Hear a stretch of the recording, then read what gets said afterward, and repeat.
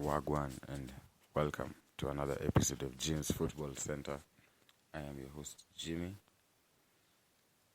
On today's episode, I only have two items on my agenda. That is Arsenal and Arsenal. Now, Arsenal built Manchester City. That's just what I think. But here's why. In the early 2000s, Arsenal were the team. Arsenal were the team to beat. In 2004, they went an entire season unbeaten, which gave rise to the Invincibles. Now, prior to this, the most successful period of football for Manchester City was between 66 and 1970. The days of Colin Bell, when we won the championship, the league, and the Cup Winners' Cup. Okay. When Arsene Wenger came to Arsenal, he implemented a lot of change, and football in England changed forever. There are stories of players never actually having to train. It was a bit like a semi-professional league, but then Arsene Wenger, coming in from France, brought the French model of football to England, and this is what came of it. Back then, things like insubordination and fights and all that, all the colorful side of 1950s and 60s football was still rampant in the English league. And so Arsene Wenger brought structure to the league, brought structure to the academy system, and these are some of the things that Manchester City took to and carried as it was rebuilding its new project. And these are some of the things that made Manchester City what it is today. Other than just copying the model from Arsenal, they say, well, a wise man said, if you can't beat them, join them. And if you can't join them, I add, have them join you. And that's what Manchester City did. Join the likes of Emmanuel Adebayo, Samir Nasri, Kolo Toure, Gael Clichy, Bakary Sagna, all from the Emirates to the city of Etihad. Or rather to the Etihad Arena. It's the city of Manchester Stadium, that is. But goes by both names.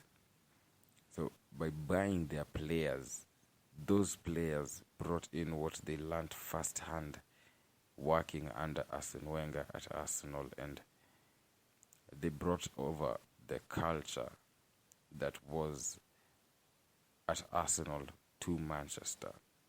And this is then what made Arsenal, or rather which made Manchester City great. So not just the players from Arsenal, but the culture from Arsenal helped build Manchester City today. And for that, we have to give credit where credit is due. Although today I will proudly say that the system worked, we borrowed from the best and are now the best. And having surpassed almost everything Arsenal has done, the only remaining things that Manchester City need to do is win the Champions League and maybe get an invincible season. But with the quality of football amongst all current clubs in the league, it will be almost impossible to do so. Being the 1st of March, the league is not that far away from ending. I like to say that I still have a lot of hope that Manchester City will win the league. We only have to not lose, which is easier said than done. And we still have to play Arsenal. So it's going to be very tricky. But all the best to them.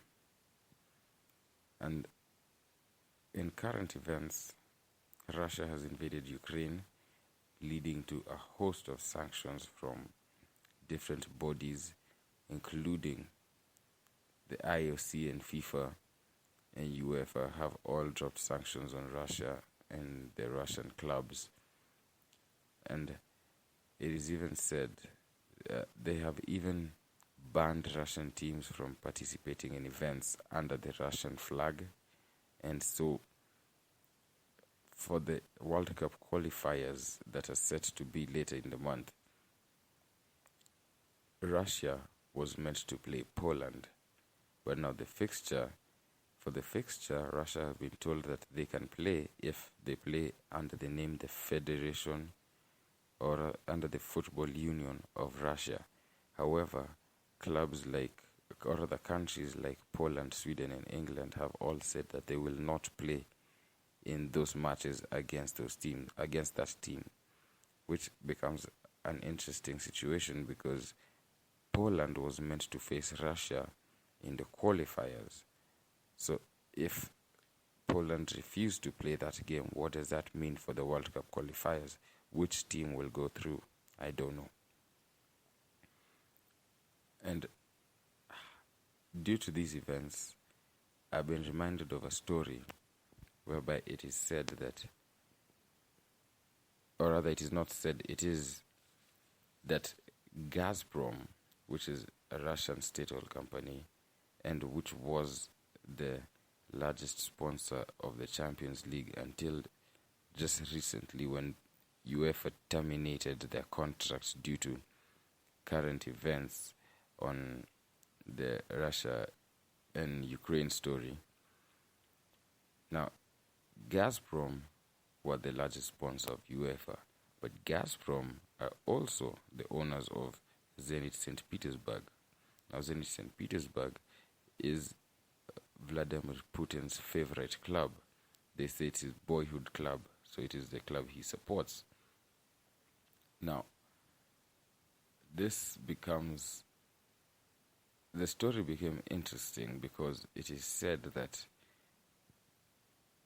a few years ago, Arsenal did business with Zenit St. Petersburg, and that is the acquisition of Andrei Arshavin after stunning performances for Zenit and for the Russian national team. He was set to move to greater heights, and so Arsenal were coming in for him, but Arsenal had him valued at £7 million. Now, it is said by the agent who got it done that the deal actually was delayed by Putin, who demanded that he will not leave for less than 15 million, which was going to be a record signing back then. Now, this actually dragged on to the last day of the transfer deadline of transfers until by some reason they got to agree on a deal worth 12 million and 3 million in performance related add-ons, which totaled to 15 million, and that is how Putin sold Arshavin to Arsenal for double his price. Interesting? I do think so. And since that time, it is of note that Arsenal have not done any other business with Zenit since.